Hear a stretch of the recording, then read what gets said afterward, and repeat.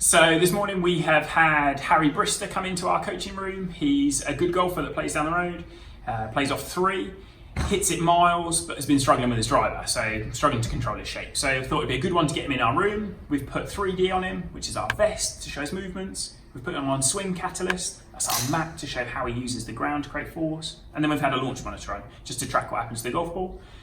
So here's Lewis, he's going to give you a run through of what he does. So, what we know about Harry's golf swing is that he swings the club really fast. So with his driver, his club head speed can get up to 120 miles an hour, which would put him quite comfortably at some of the tour levels, such as Rory, Justin Thomas, Jason Day, all swinging it in that sort of category of speed. So we're going to look at how he creates some of that speed.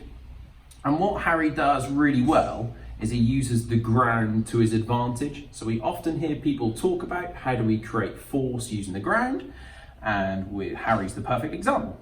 So he loads his lead side because he's lead leg dominant, which for him helps him add that speed.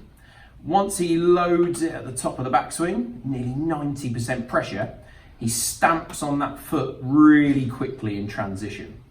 What this does is as he comes through to impact, gives him loads of vertical force by pressure, up to 165%. And then as he goes through the impact zone, it gets lower because his feet are about to come off the floor, which we see once again in a lot of lead leg dominant players.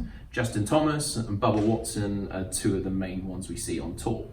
So what this does is some pretty basic laws of physics, mean that when we put a force in one direction, we get an equal and opposite reaction in the other direction.